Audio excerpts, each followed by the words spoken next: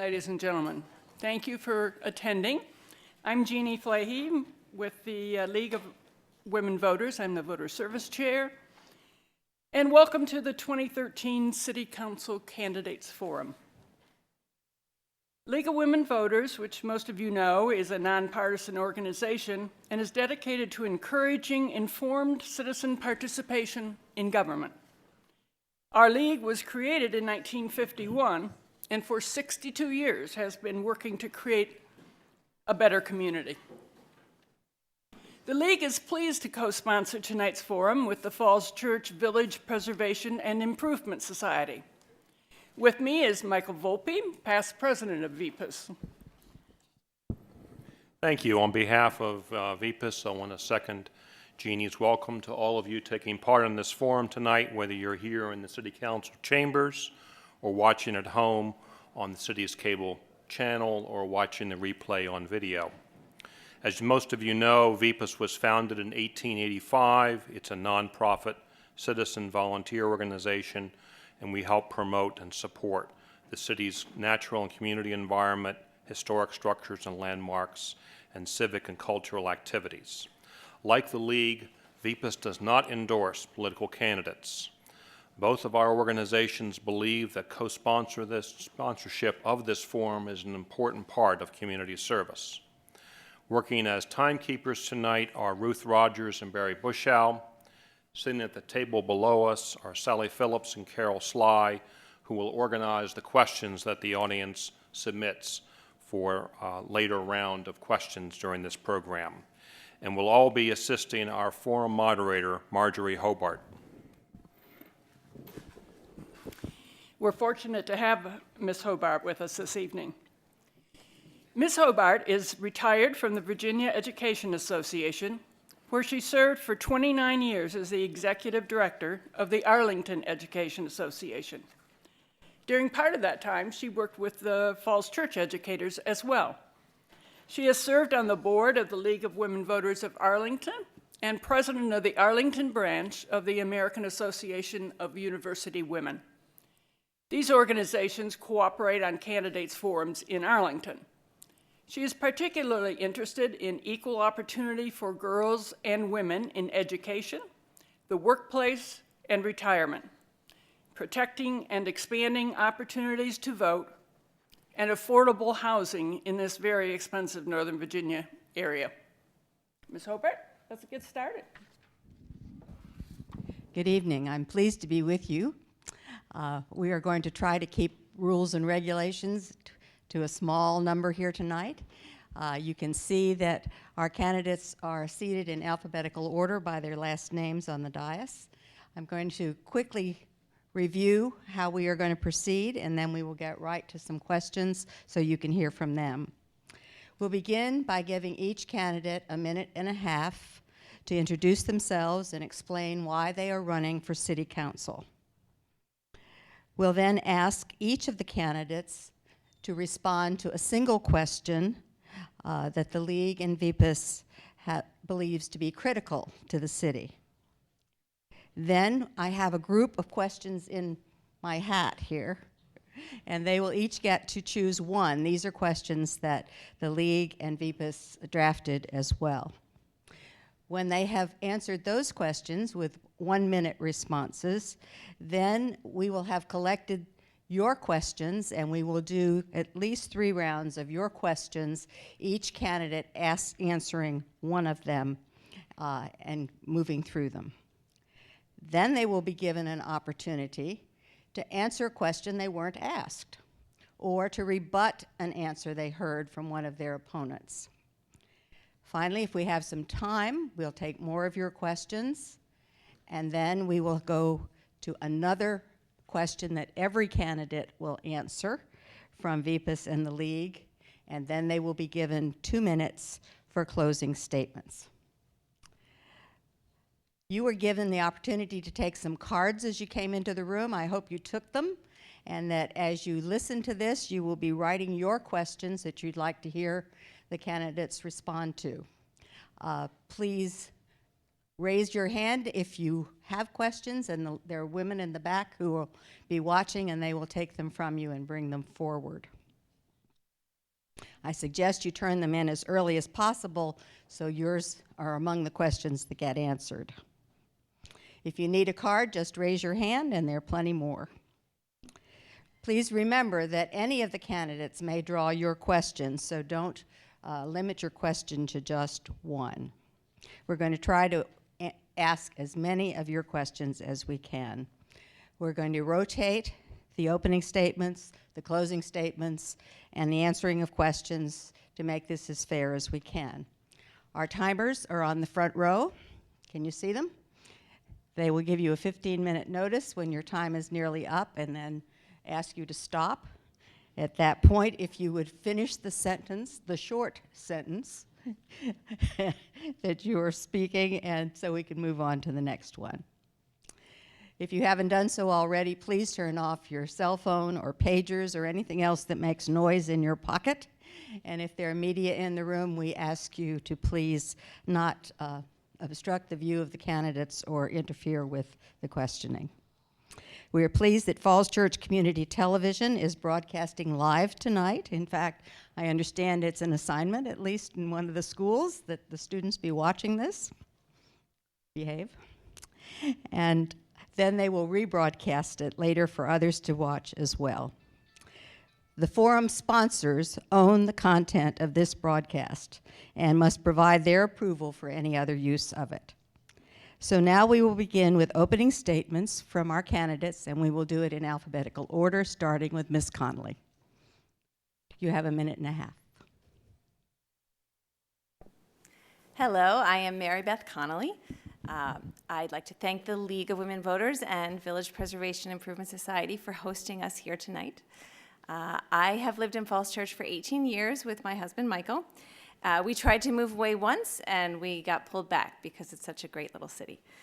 Many of you know me and know my name because I work for Falls Church City Public Schools. I am the Community Outreach Coordinator for the schools, and in that role, I work with many, many community organizations as the Chamber of Commerce, the Falls Church Alliance for Youth, an arts foundation called Catch, and I have many, many contacts within the community and have gotten to know a lot of people and work with them. Many people have asked me, can you be a school employee and also run for city council and serve on city council? And I just want to answer that right away and let you all know that I did look into that. It's legal, and in other small jurisdictions in Virginia, it is common. And I thought about that for a while, and in my role in the schools, I'm really a community person. I don't do anything with budget, and I don't do anything with making policy for the school board. So I don't see a conflict of interest. If there is anything that is obviously a conflict of interest, I would recuse myself as a member of city council. So I'm running for city council essentially because I'm so optimistic about Falls Church. I have seen so many wonderful people of all ages, and we're in a great location, and I would really like to be able to work together with all those groups to help our city grow. Hi, I'm Bob Lajeunesse, and I'm running for city council because I like to fix things and I have some ideas as how to do that. But right now I want to spend some time talking about my background. First, I want to repeat thanks to the League and the VPS, but also to the city for making this venue available to us. I have lived in the city now for 5 years, and before that, for 5 years, I lived in Australia, where I learned a little bit about water collection. So if we decide as a community we want to pay less to Fairfax for our water and collect it like manna from heaven instead, we might have some ideas about that. Prior to going to Australia, I actually lived in West Falls Church on Allen Avenue. My two older children went through Shrevewood Elementary. So I've seen the city from both the perspective of inside and outside. So lately I've been drinking the Kool-Aid, but I didn't cut my teeth on the Kool-Aid necessarily. And I think that's an important perspective because it allows you to separate city issues from regional issues. And so now my professional background is in economics. I was attracted to economics by a quote from one of the best economists. She's a female economist named Joan Robinson. And Joan once said that the reason to study economics is to not be deceived by economists. And so that triggered my interest in what is known as heterodox economics. And ever since, I've been looking to build social inclusion, increase equity, and I've done that in a variety of different professions in my lifetime. Thank you. Good evening, everyone. It's really nice to see some familiar faces and also lots of new faces out there. Thank you particularly to the League of Women Voters and to VPUS for hosting this forum. I'm the newcomer in the room. I'm the newcomer up here, and I might even be the newcomer when we count all of us in this room. I've been in Falls Church for a little bit more than 2 years, and one of the things about the community is that it's so warm and welcoming, and if you're willing to be involved, it's easy to get involved. So I have been very excited in the last couple of years as I've seen how things work, as I see how City Council is accessible, and I like the fact that we can have a conversation with the people that are making decisions. And that's the that's the thing that I'm really excited about, and it's why I actually decided to take the plunge and try to take the opportunity to work with all of you. My background, I'm an engineer. I have an MBA in finance. I've worked in education. I've been on a couple of American school boards abroad. I've worked for large corporations and small companies. I've done a fair amount of volunteer work, and I currently work in nonprofit management. So I'm very comfortable sort of looking at the nuts and bolts of how an organization is operating. That's a little bit about who I am. Thank you very much for being here tonight, and I look forward to getting to hear your questions and speak more to all of you in the future. Well, I too want to thank everyone here. You know, this is the important debate tonight. The gubernatorial candidates may think their debate is important, but we all know what's really important, and I want to thank everyone for being here, because the reality is that what you rely upon on a daily basis is provided by local government. What has made me serve this community in the past and what will in the future is to provide the kind of government and schools that our citizens deserve. Our real strength is our core values, the values that this community was founded on and the values that will carry us forward. As I sit here tonight, we have an incredibly bright future. We are a unique city, as I said, founded on the core values of education, citizen engagement, community service, hard work, care for the less fortunate, and financial responsibility. With that in mind, of course, the city needs to change. The city needs to change, but our values don't. So I look forward to applying those values in the future as we address our challenges and as we move forward to not only preserve, but strengthen this truly unique experiment, this truly unique community in not only Northern Virginia, but in all of America. Thank you. Good evening. I'm Dan Z. I wish to thank the League of Women Voters and VPUS for giving me the opportunity to listen to your questions and allowing me to discuss my qualifications for City Council. I'm running because I'm passionate about preserving, enhancing, and celebrating what's special about the City of Falls Church. Although Elizabeth and I have lived here for over 25 years and have never had children in our school system, we have always taken pride in our school's achievements. After a 35-year career in federal service, I retired from full-time employment last year. We decided that the City of Falls Church was the best place to live. Considering the knowledge and experience I accumulated, now would be the ideal time to give back and help shape our city's future. I've been involved with the built environment throughout my career. I have a master's of science in urban design and planning from Columbia University. I was first registered as an architect in 1983. Over the past decade, I've worked in clean energy technologies. I've served the City of Falls Church as the vice chair of the Economic Development Authority, City Council from 2006 through 2010, and I'm currently on the Board of Zoning Appeals. I believe that together we can preserve and enhance our world-class schools, have fair, reasonable taxes, achieve environmentally responsible economic development. I look forward to having that conversation with everyone here tonight. Thank you all. Now we're going to move to the question and answer portion of our program. And this question I'm asking for a response from each of you. And we will start with Mr. LaJeunesse and move down the line, and Ms. Connolly will be last. So this is the question. Given the very high projections of costs in the capital improvement plan for the schools, the library, and City Hall, how would you propose to prioritize these projects?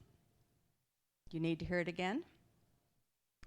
Given the very high projections of costs in the capital improvement plan for schools, the library, and City Hall, how would you propose to prioritize these projects? Mr. LaJeunesse? You have 1 minute. Thank you. I think it's been prioritized, but within the community, we know that we support our schools, and what we have to bear in mind is there are people that work in those schools every day, and there are also people that work in this building every day, and so those two entities, particularly the high school and City Hall, should have our highest priority, and in terms of the resources available to that, with the background in economics, I am confident that I could be useful liaisoning with the bond market and building consensus with the school board and the city staff as to the appropriate scale and scope of those buildings, and then also investigating where we can create synergies. We can't have it all. We can't have the Taj Mahal of high schools, but we can create the capacity that we need that's been neglected if we take a valid approach going forward and build consensus to share some of those resources. Thank you.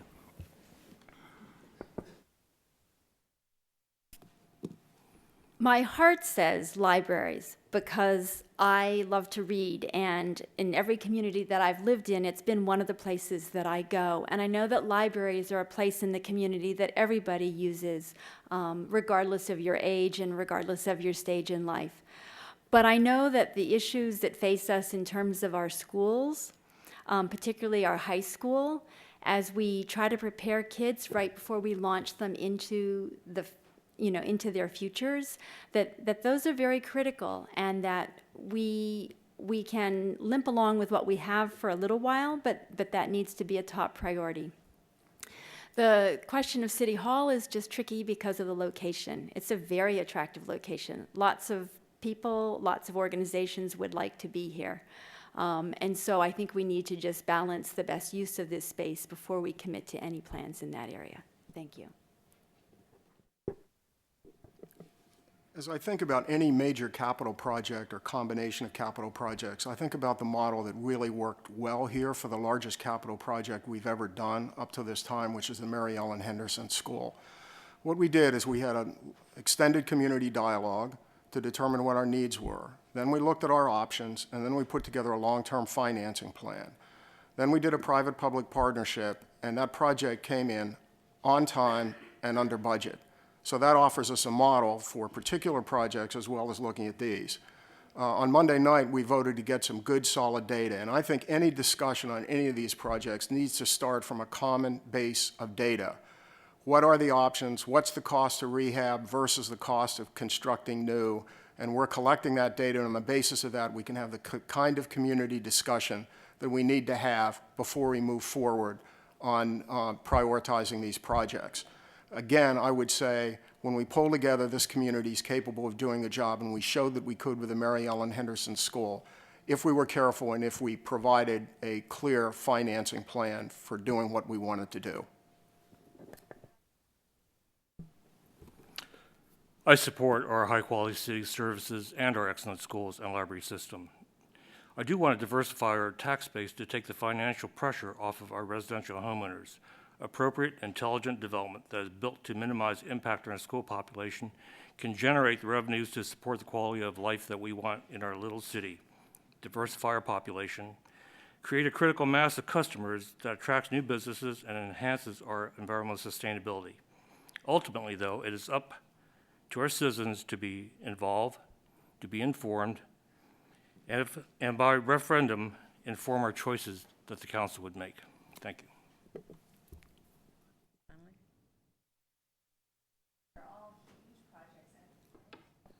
Sorry. These are all huge projects and all really important to a lot of people in our city. And I would support looking at all of them as either a single project or how was I going to say this? Okay, in the area plan, there was in the area plan that Jim Snyder has put forth from our city planning department. One of the proposals is to turn the Fairfax Avenue area over by the Falls Church into a city center. And I would really like to see, as part of the CIP, that City Hall and the library and other city offices are there along with some commercial development. I think that would really, as Dan said, take some pressure off of our current taxpayer base and bring in some more commercial development so that we can indeed take care of the funding needs for our capital projects. Thank you. Now I'm going to pass this hat and let each of the candidates pull out a question that the League and VPUS have prepared, and I will ask them one question. They'll not all answer each of these questions. One of them will answer each of the questions. So I'm going to pass the hat and let them each hand me a question.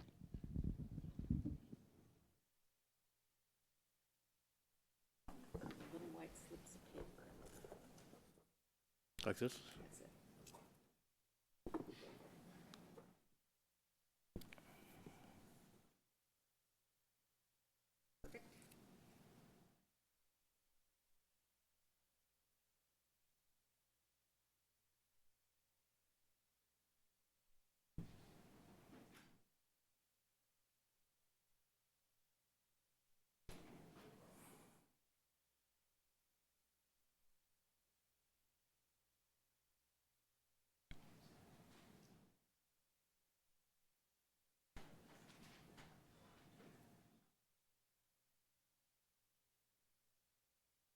Mr. Z, how would you increase the needed indoor and outdoor field space in the city?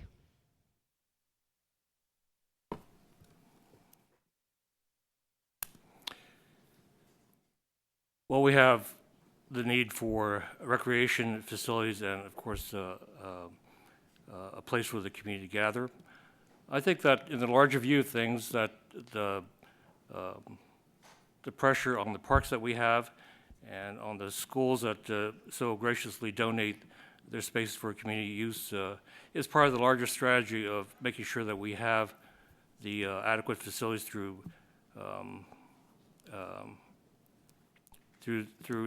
new development. There are, of course, other kinds of laws that we can follow. Other places have informed some of the options that we have available before us. They put ice rinks on top of office buildings, swimming pools on top of parking lots, and I think that we need to look at all of those things in context, as well as exploring what we would do with a new high school. Thank you. Thank you. Mr. Snyder, do you support the referendum question on the sale of the water system? What priorities would you place on the use of the proceeds from the sale? Yes, I do support the referendum question, support the water sale. You know, the fundamental reason is that one court said we can't make money from the water system, and the Army Corps of Engineers said we can't sell it to a private party.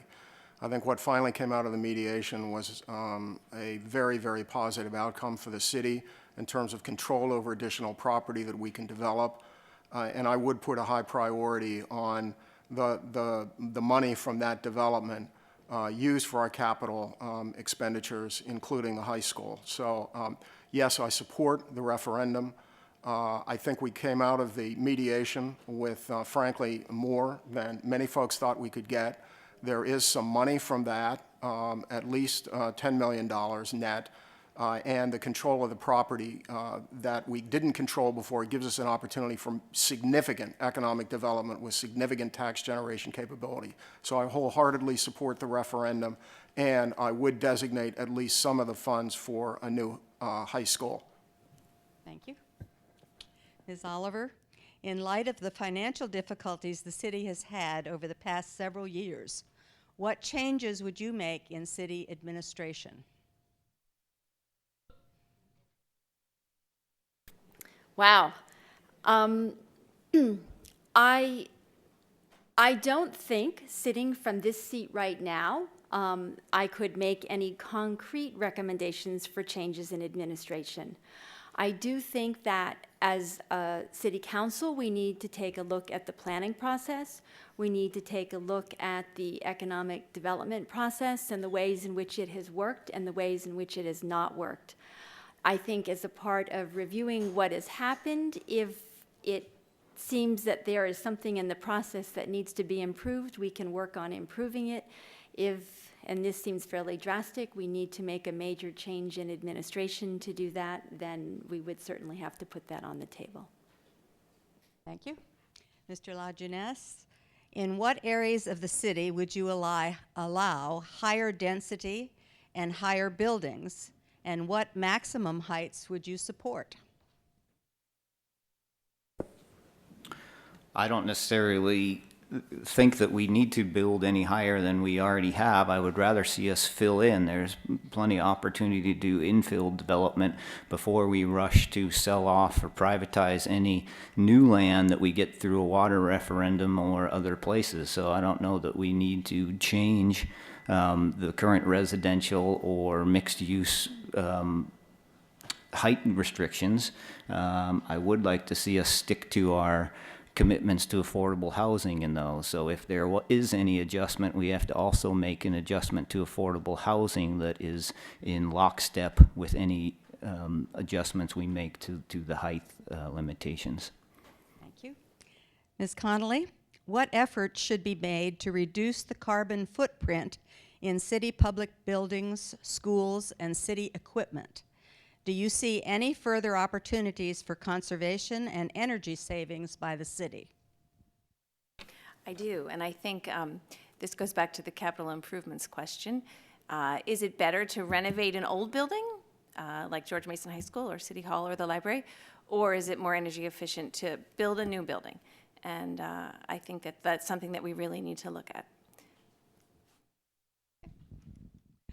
I now am going to pass the hat again, and in it are 3x5 cards on which members of the audience have written their own questions. So again, I'm going to ask you to pick a card and give it to me, and then I will ask your question to you, and each of you will answer a different question for a minute.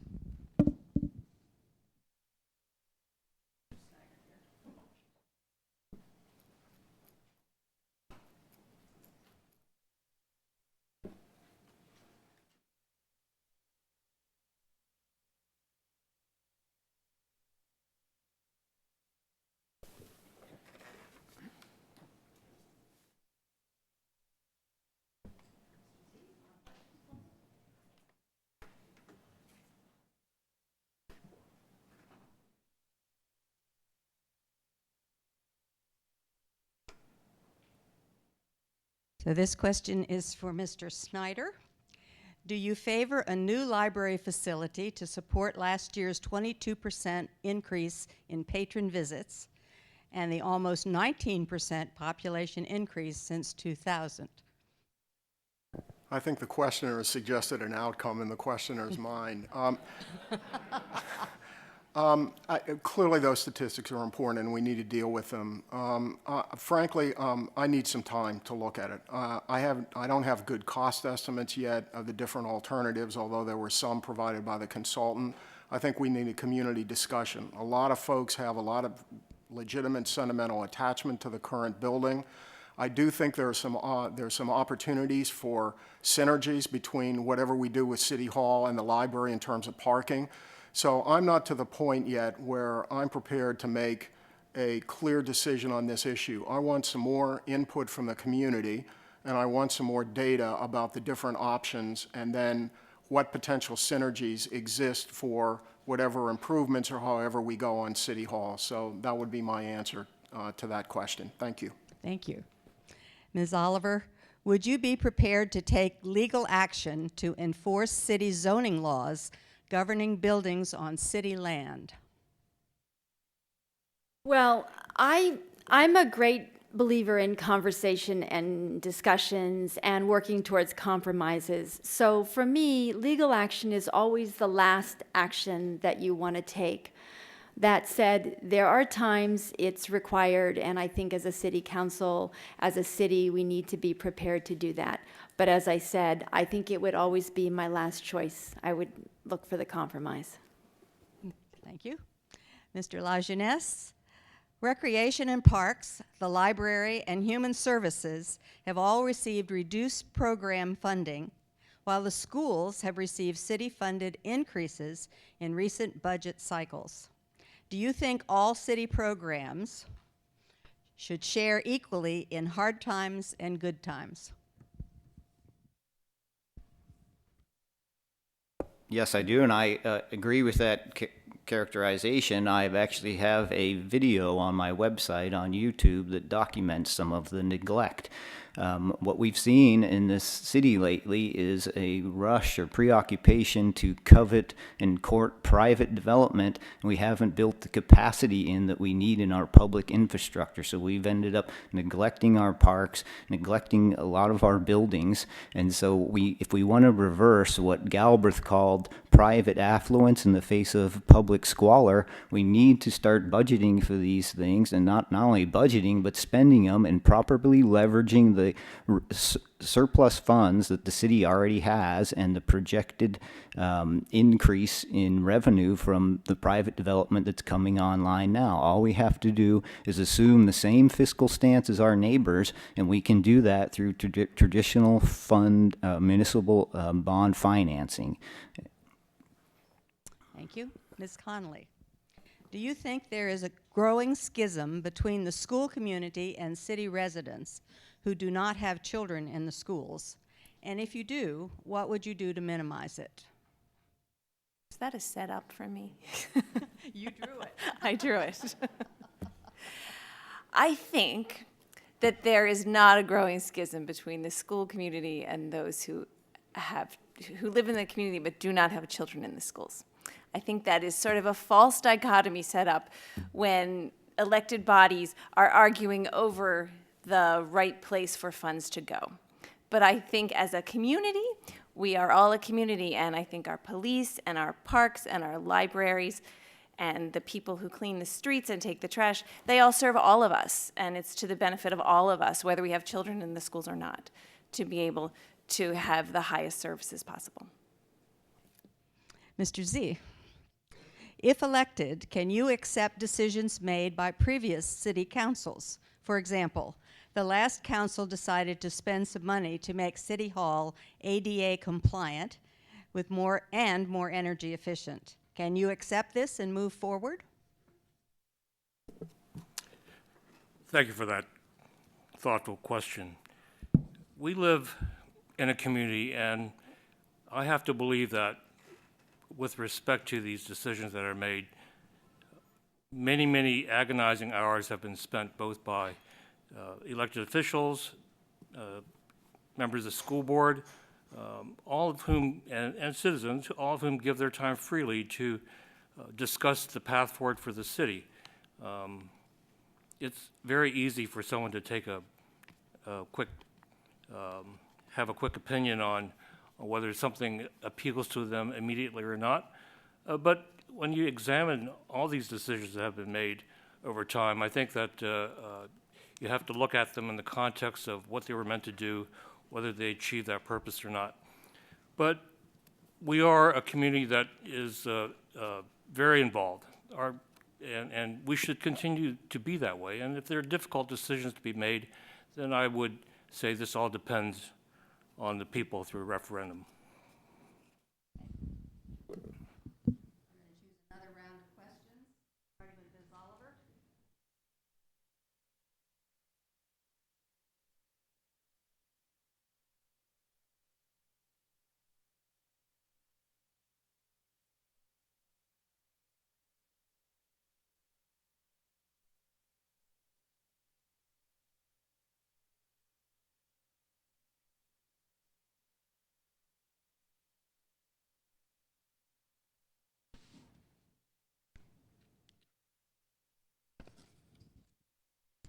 Ms. Oliver, what do you think is the most important environmental issue the next City Council will face? Environmental issues is a very broad area. I think one of the areas it's likely to get a fair amount of focus is the question of walkability and transportation. And because I think that affects our environment a great deal. The number of cars we have parked in our community, the exhaust fumes, all of those questions. We're in a very unique position between two metro stations. The new Rushmark development at 301 Broad is talking about maybe bringing city bikes out here. I think that this will be something that gradually changes over time, and that decisions are going to be incorporated into the planning that we're doing for the city. Thank you. Mr. Lajeunesse, if the city schools suddenly needed another cash infusion, would you use money held by the city, or given the low interest rates, would you borrow money?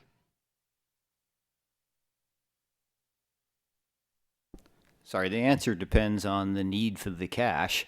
If it's for an infrastructure investment in one of the buildings, like a new sewage system or something of that along that lines, tangible public investment, then we perhaps could do a bond issuance. If not, but then we would, or I would, want to scrutinize why. And I don't think we intend to give the schools, I certainly don't intend to give the schools a blank check to do whatever they want, whenever they want. And so if it's something that falls outside of their budget, then we would have to discuss why they need this, and it would primarily be driven by enrollment growths, because if those, and we know it happens in this community, sometimes we get influxes of students that we weren't anticipating. And so if it's driven by something like that, growth that is suggesting that we'll also have a growing tax base behind those students, then we would be more inclined to give them that. Ms. Conley, what would you propose to do to increase open space and green space in the city? We have a nice collection of green spaces in Falls Church. When I first moved here, I had small children, and I think we explored every possible park and stream and place to play outside. So I think we do have some lovely green spaces. I think, as Mr. Lajeunesse said, we need to pay more attention to those green spaces and make them a little nicer, take better care of some of the areas. And as far as increasing green spaces, I think we really need to look to the WNOD trail and take advantage of that space and use that in a different way within the city so that that green space extends beyond the borders of the trail. Thank you. Mr. Z, how much money should be put aside annually to fully fund the retirement benefits for Falls Church city employees for the next 5 years and the next 10 years?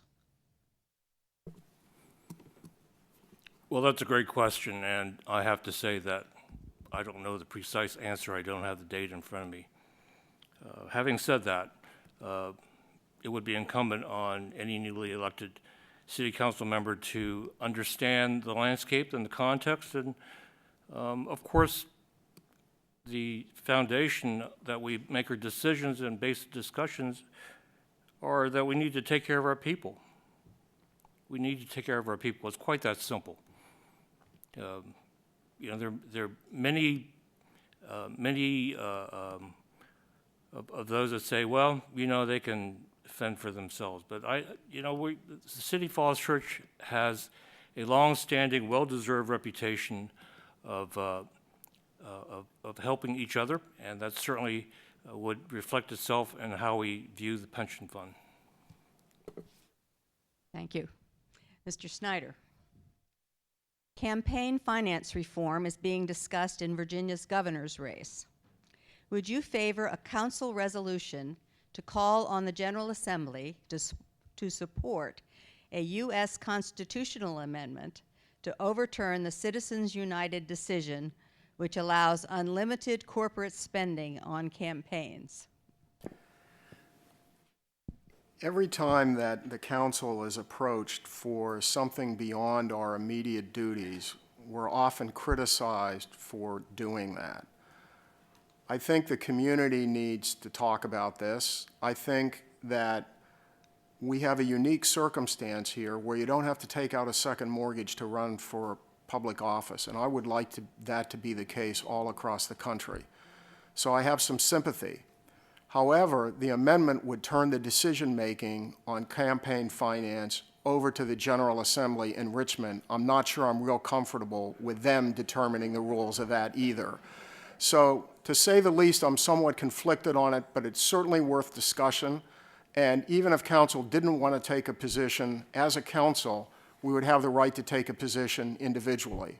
I work for an interest, I support that interest, but I also see that there are significant fundamental problems in our political system, and one of them is too much influence from finances. So that's sort of my answer to the question. Another question starting with Mr. Ness.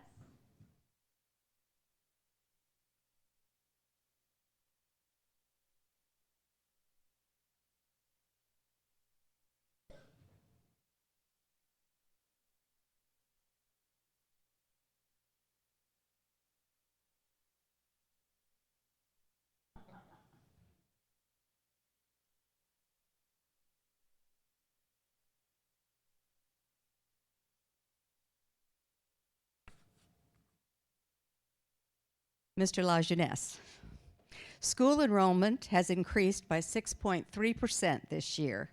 This means an additional cost of $2 to $3 million. How do you propose the city pays for this? You almost had that question before, didn't you? One similar. Repeat the second part? How would you propose the city pay for the $2 to $3 million extra that these extra students are going to cost? Well, this comes back to my earlier statement about building capacity into our growth model after the fact instead of before the fact. And so one of the most important functions that this body performs is creating a budget every year. And it needs to create the conditions for us to have a consensus building discussion and promoting more visioning and sharing throughout the system, rather than creating these false battle lines between the school system and the ratepayers, or in the development realm between the developers and the homeowners downstream who feel that the runoff from those big developments is going to flood their home. If we invest money in infrastructure and stop preemptively taxing beyond what is necessary and beyond what what our regional neighbors are doing, and assume that same fiscal posture, then we can eliminate a lot of this tension and as well as a lot of the acrimonious debate that takes place. Thank you. Ms. Connolly? Falls Church is currently very blue in a very purple state. Please reflect on what this means for the city's interactions with the state legislature and the state government. Wow. I think that it's really important just to have dialogue, no matter whether you are blue, purple, red, green. I think the dialogue is important. There's a lot across the region in Northern Virginia that is very important to many of us, regardless of political party. And I would encourage lots of open lines of communication among people of all parties. Mr. Z, what are your feelings about a living wage ordinance for businesses that contract with the city?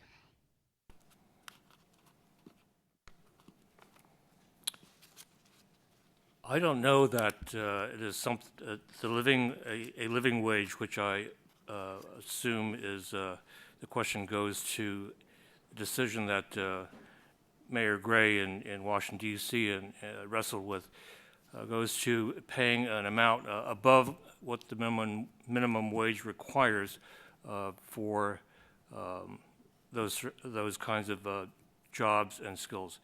I think that answering that question either positively or negatively would profoundly affect the merchants of the city.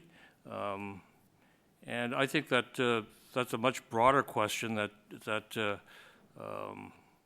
needs to be addressed in the appropriate form. I think that certainly if we have the right kind of development, the right kind of jobs, that this question with regard to living wage would become moot. If we had, for example, more people involved in high-tech advanced manufacturing as opposed to burger kind of industries, then this question would not be necessary.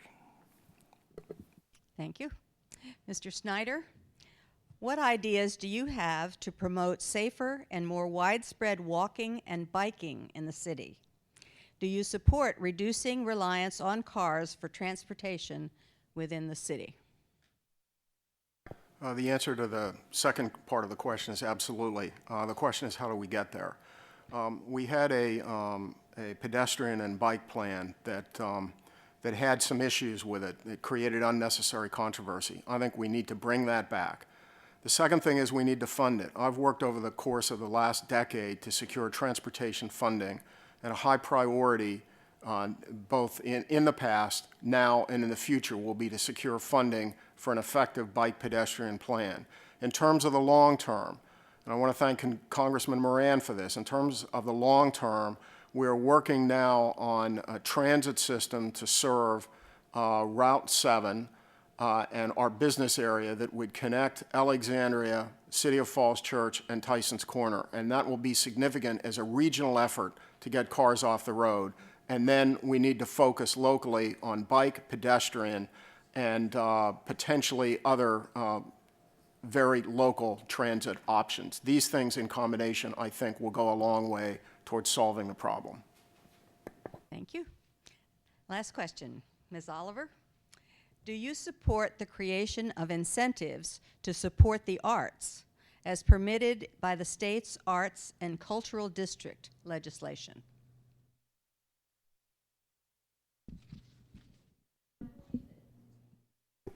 I believe that Falls Church is a city that embraces a lot of different interests, and that we have a lot of citizens within the community that share those interests and by themselves already are promoting and incentivizing the sorts of activities that we see. In terms of whether there should be some sort of financial incentive on the part of the city, that has to be taken into consideration with all the other needs of the city, and it would be a part of a much larger planning process. So I don't know that that's something that I could see being very large in the short run, but it's certainly something that we would want to work towards. Thank you. I can imagine if I were one of these candidates and my neighbor got the question I really wanted to answer, I would be a little frustrated. So we are now going to give each candidate the opportunity in a minute to either address a question they wish they had had an opportunity to answer, or to rebut an answer that they heard from one of their colleagues up here. So we're going to start with Ms. Connolly, and we'll come down the row this way, so you have a minute for your choice of something you wished you would have had a chance to say before now. I am going to take the question about school enrollment increasing by 6.3% and that it's going to cost $2 to $3 million more. And part of the reason I want to answer that question is because that's the first time I heard anyone say that it will cost $2 to $3 million more to have these children. My understanding is that the budget was so well planned last year that these additional children have all been accounted for and our class sizes are still small. But that takes me to the next point, which is I really do support revenue sharing between the school board and the city council. I think that the school board and city council should work out an arrangement so that we don't have to have an annual fight over the budget. I think that it should be laid out well in advance so that every department in the city, not just the schools, but human services and the library, know how much money to expect from that large pot. So on my website, which is boblaj.org for all of you listening online, I actually posed the question of why is it that Alexandria and Arlington can have a living wage, but the City of Falls Church, from my research, does not have one. Perhaps we don't have many government contractors, but if we do, we should think about implementing a living wage. Also on that website, you'll see an address or my views on transportation. I ride my bike every day to work, so I spend 2 hours a day on the bike trail. And what I've noticed firsthand is that there's been rapid growth every year, not necessarily rapid, but steady growth every year. That means more and more people are riding their bicycles around town and on the trails. That keeps them off the road. So we have to expand capacity to do that. We're a small city, and we don't necessarily need to have the bike boulevards that Arlington has, but there are things that we can do at intersections and interchanges. There is also infrastructure improvements we can make, simple things like implementing bike racks, and I also would like to encourage bike share so that we have bike share stations at each metro station and someplace in the middle of the city. Thanks.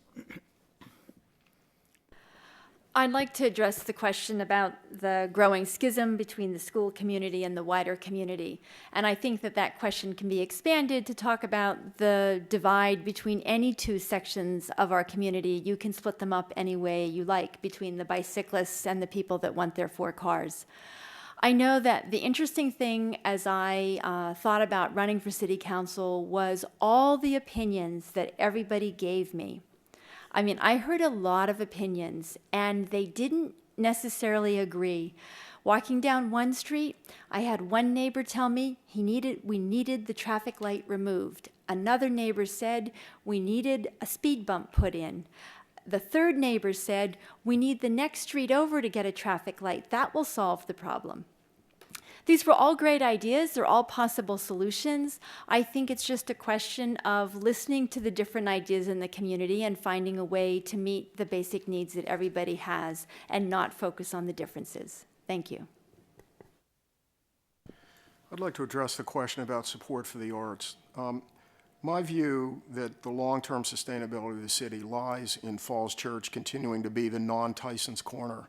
We've been a place for nearly 200 years, 300 years actually, and we've developed some unique things here. We have an arts community that needs some additional support, both from the public and from the private sector, because I think it's well known that the arts not only are important to the quality of life, but are important to sustain the kind of city that I think we want to be in the future. So I view the arts as a component, just as the schools are a component, our library is a component, the first-rate public services, police, fire, and emergency medical services, and our history, celebrating our history, including things like developing the Tinner Hill Civil Rights Center. All of these things will underscore that Falls Church is different from the rest of the suburban sprawl. I do not want us to be a doormat to Tyson's Corner. I want us to celebrate our differences and maximize those differences, and the arts are a part of that. I'm running on a platform of great schools, fair taxes, and a well-designed city. Let me just address one small aspect of what a well-designed city looks like. It means that we should try to accommodate the singles, the young professionals, those that work in our region and can't afford to buy a single-family house. These are people that now commute from outlying counties. We need to offer these people the possibility of living in the city, because only then will the market respond by bringing us the unique, the interesting, the restaurant, the high-dollar revenue-generating facilities that we want in our city that attracts revenues from outside its borders, and, most importantly, create the circumstances whereby we can stand up a robust cultural and arts district. Thank you.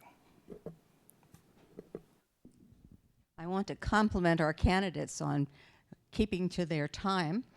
And because of that, we have time for another round of questions from the audience. So I'm going to pass the hat once more and let them choose a question, and then I will ask them.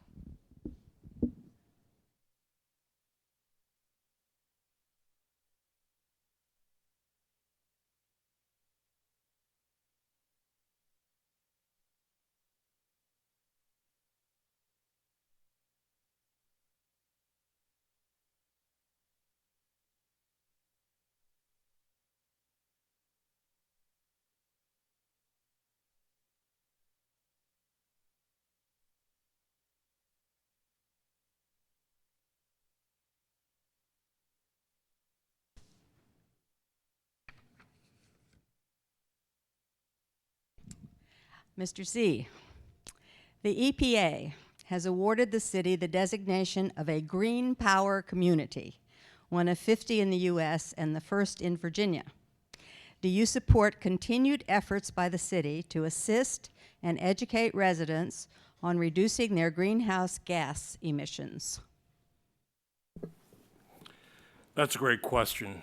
I am so proud of our city and the citizens and those that live here that thought enough of this request to buy renewable energy credits that propelled us into becoming the first community in all of Virginia that achieved that. This is no small undertaking in this state, which is one of a handful of states that does not have what's called renewable portfolio standards. With renewable portfolio standards, or RPS, that means that people are mandated to do those kinds of things that we did voluntarily. In the future, I want the city to become a net generator of power. That is to say that we produce as much power as we use. I think that's achievable. The technology is here. We certainly have the smarts to do that. All we really need to do that, accomplish that, would be public and private will. Thank you. Mr. Snyder?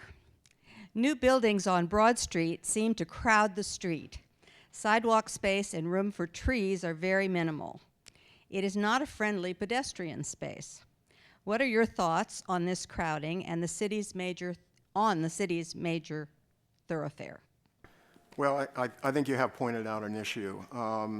We are moving an ordinance now that will require 20-foot sidewalks. I think that's the right move. I supported it. I will continue to support it for new developments. I think the ones that are already there, we're going to have to find ways to make it as attractive as possible. And that means bringing back the ped and bicycle plan, not the controversial parts of it that slowed it down before, but to bring back the parts that will provide for effective pedestrian ways throughout the city, but including in our business area. So I think going forward, we need to demand more in terms of pedestrian access, and I think we need to look at what we can do to retrofit and otherwise make our commercial areas more attractive than they are. Many have seen some improvements lately, and I'd like to see a lot more. Thank you. Thank you. Ms. Oliver, what steps would you take to find cost efficiencies while supporting our two law enforcement agencies, the police department and the sheriff's department? So cost efficiencies, but support. Anytime in business that I'm looking for cost efficiencies, I have a tendency to go to ratios or comparisons to other organizations, just to identify areas where things might be, out of line or offer some opportunity for improvement. The problem is that we're a small community, and so we do lose something in economies of scale, which means that comparisons to our near neighbors aren't always effective. In the long run, I don't think anybody wants to cut any corners on our law enforcement agencies. We just want to make sure that we're doing well by the money that we spend. Mr. LaJeunesse, how would you address the achievement gap in the high school experienced by minority and special education students? Thank you. Well, as I mentioned at the outset, I've devoted my professional life to equitable access, and even in my professional job at the Equal Employment Opportunity Commission, I think ultimately that would fall on the shoulders of the school board, but the school board needs the resources to implement the equity measures that they need. And so one thing I would ensure and ask the school board, especially when they came to the city council to ask for additional technology funds, for example, I would ask, well, what are you doing to ensure equity so that the people that need the computers first are the ones that are getting them versus the folks that could arguably afford those on their own. And then there are other affordable housing questions that will probably spill into that question as well, generating more affordable housing so that our students are able to achieve better. Thank you. Ms. Connolly, the last of the audience questions is yours. What do you think is the correct amount for the city's fund balance, and how would you achieve this? The correct amount for the city's fund balance. That's Bob's question. I'm not sure about an exact amount that it should be. I think right now it's too big. I think it should be, I'm going to throw out 17%, but don't quote me on that forever. I think I need to learn a lot more about that. There's definitely the need to tax citizens and spend the money properly and not hold on to too much. Thank you. The League and VPIS have one more question that we'd like everyone to hear from each of you. And I'm going to start with Ms. Oliver and then go to Mr. Snyder, Mr. LaJeunesse, Mr. Z, and Ms. Connolly. And the question is, how can Falls Church continue to be affordable for all citizens, including seniors and young families? For Falls Church to continue to be affordable for all citizens, we need to continue our requirements for new developments to include affordable housing. We need to take a look at how the plans that we have in place and the uses that we allow for areas that are being redeveloped accommodate singles, young families, seniors, and others who may be economically disadvantaged. There are programs that the city offers, such as, Kathy should be here to help me with this, but there are programs that the city offers to help seniors that are having problems with their taxes. So I think there is a place for a lot of people in this community. We're growing, we're running out of room, we're going up, we're going out. You know, sometimes we feel a little bit crowded, but I think that as we plan and work towards the future, that we will be able to have a place for everyone. Thank you. Mr. Snyder? I think we can do a couple things. I think we need to keep working on the tax rate overall. I think my whole theory here is if government is going to do something, it needs to do it well. And it needs to have the resources to do it well, and those resources need to be overseen very, very carefully by the council and the manager. So I think we need to keep looking at what we can do to keep the tax rate as low as is responsible. And in this past year's budget, we in fact did that. We ended up with a tax rate of 130.5 when it could have been as high as 141, and we did it because we managed the assets that we had available to us. Nobody likes to pay taxes, but the reality is the one thing that's worse than paying taxes is a government that doesn't work. It's teachers that don't teach, police officers whose cars break down, it's fire trucks that can't respond. So we've got to take care of that. We've got to continue to look at what we can do to keep the tax rate as low as possible, focus on some effective affordable housing programs, and improve our senior citizens, the options for them, including the tax deferral program, which I think needs a serious review. Thank you.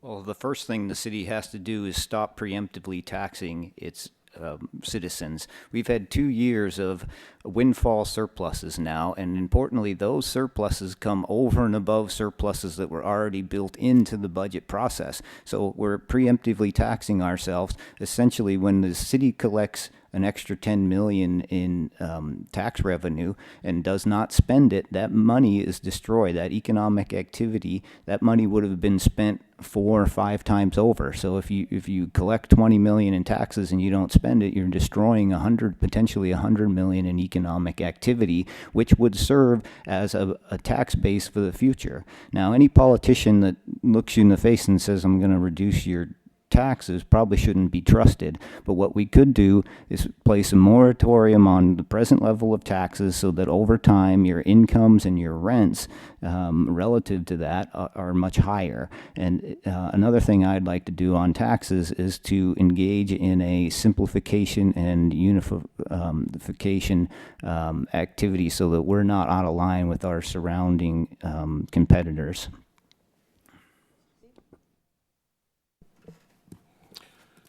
Part of my platform is fair taxes. I want those that live here, if they're if they have left full-time employment, as I have last year, living on a fixed income, that you'll be able to stay here. I've already alluded to part of the strategy for achieving that, which is to ensure that the growth that comes, and make no mistake about this, our city will be developed, it will grow, and I think what I bring to the table, a set of knowledge, experience, and strategies that help us grow the right way. Just for example, the few developments that we've had have generated in last year over $5.5 million in gross revenues. The demand placed by the school-age children comes to 1.9 million of that. So much of that money remaining goes to making sure our quality of life is high.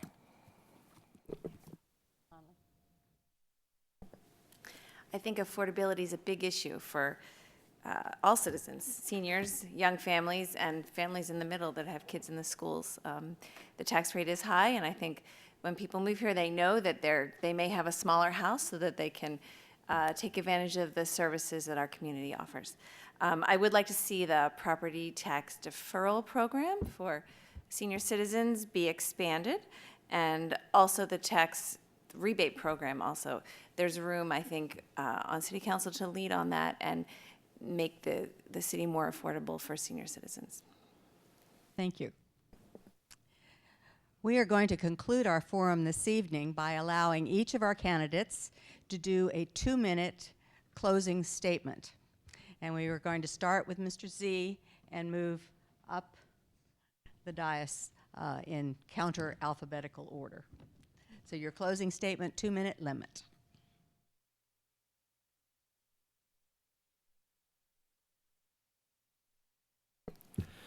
This election is about all of us. It is about the 2 earner couples with toddlers who have just bought into the Falls Church dream. It'll be years before they get back the education they paid on their taxes. Or take the mature couple whose children have found their place in the world, have been propelled forward and upward by our schools. For them, our city is the center of the universe, and they would never gladly leave it. Why does anyone choose to live where they live? We live in a special place. It's people that make this city special, and this city's #1 industry is people. I've tried to lay out pieces of my message over the course of this evening through my responses. I'm running, again, to create 3 things: great world-class schools, fair and reasonable taxes, and a well-designed, environmentally sustainable city. We need all 3 of those. Doing so will allow us to have a triple win situation. Further, I believe I am the candidate that brings a critical combination of knowledge, experience, and strategy to shape our city's future. Where others see challenges, I see an abundance of opportunity. With their vote this November, together, we can achieve those objectives. Therefore, I ask for your vote this November. November 5, please vote. I won't let you down. The foundation of this city in the past, as it will be in the future, and we indeed do have a bright future, is our values. Those values are education, citizen engagement, community service, hard work, care for the less fortunate, and financial responsibility. That is the ultimate strength of this community, and that's what it will carry forward into the future. Now, the city needs to change to meet changing circumstances. We need to get the right kind of economic development that will provide us the financial sustainability that we want, as well as choices. We need to pay attention to our environment, to our cultural and historic resources. All of these things in combination, and of course our schools, these things in combination will continue to make this city the unique place that it is. Frankly, the reason why each and every person in this room is here. Why do I want to do this in the future? Because I think that we have an incredible opportunity to build on our strengths, to be even stronger in the future than we've been in the past. And I guess ultimately, this city was founded and shaped by women and men who are so well described in the immortal words of Robert F. Kennedy. Some men see things as they are and ask why. Other men dream dreams of things that never were and ask why not. Our founders asked why not, and so should we. And I ask for an opportunity to put these values into practice in the future as we have collectively in the past. Thank you.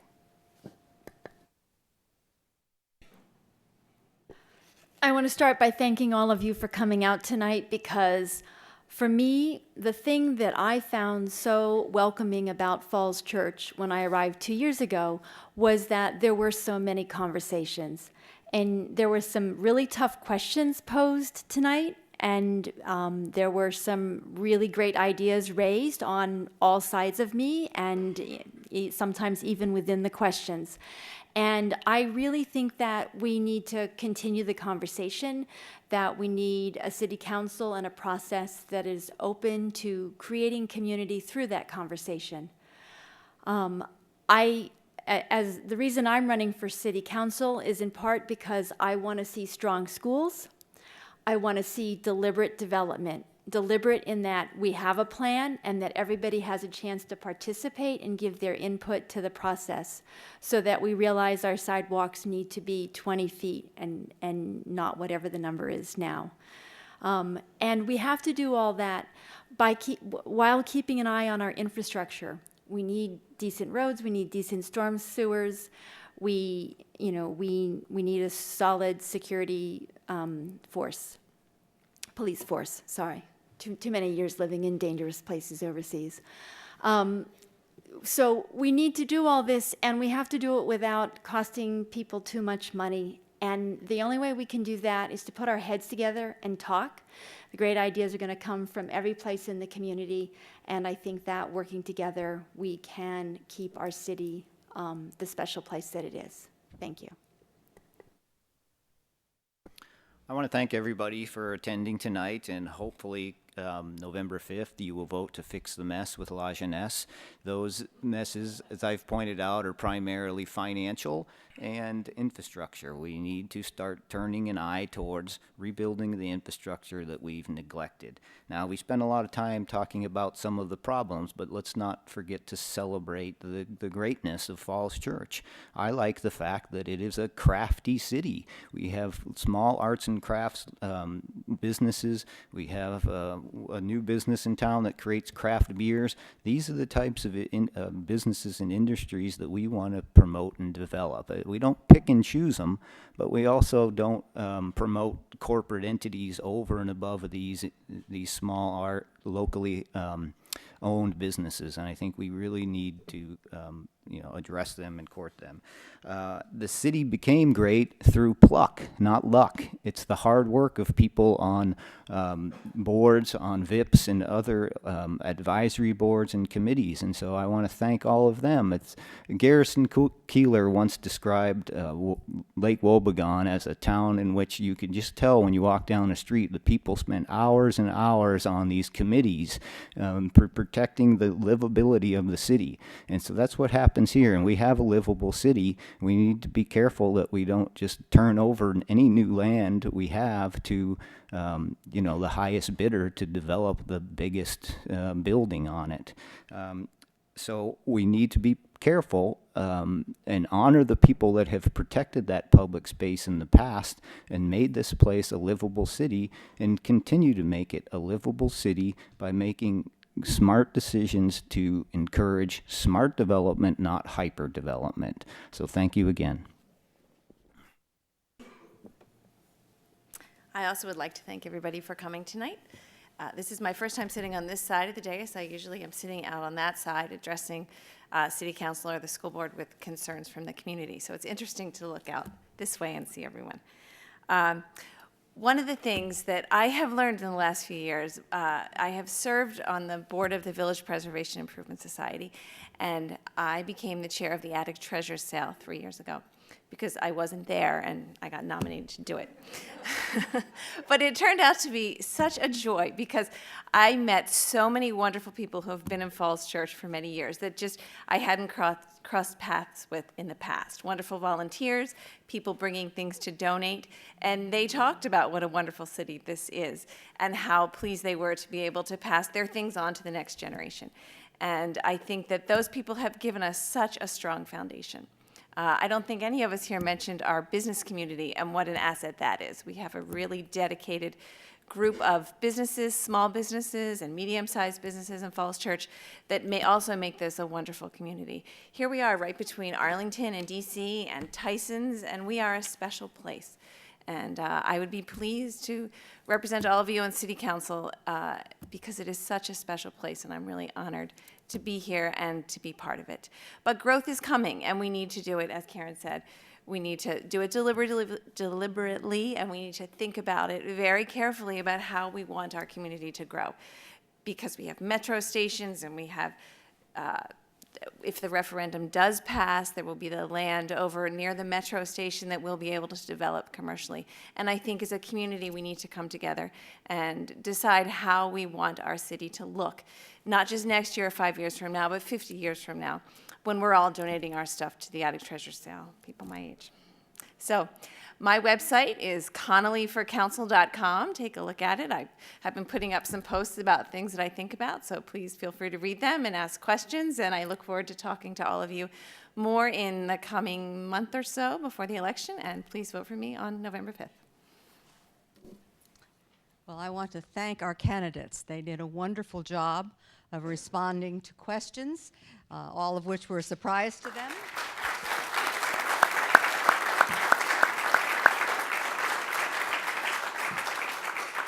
And I want to thank all of you, you in the TV audience and you in this audience for your interest in this city, and for you in this audience for your wonderful questions.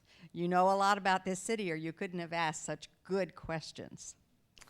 The League of Women Voters has posted on its website a link to Vote 411, or information, voter information, Vote 411, where you will shortly find the League's voter guide. Voting is a right and a responsibility. On November 5th, you'll be electing statewide officers, a member of the General Assembly, school board members, and 4 of these 5 people to serve on your city council. So I urge each of you to vote and to take your friends and your family and your neighbors with you so that you have wonderful turnout here in Falls Church. Thank you for letting me come. Thank you for hosting this.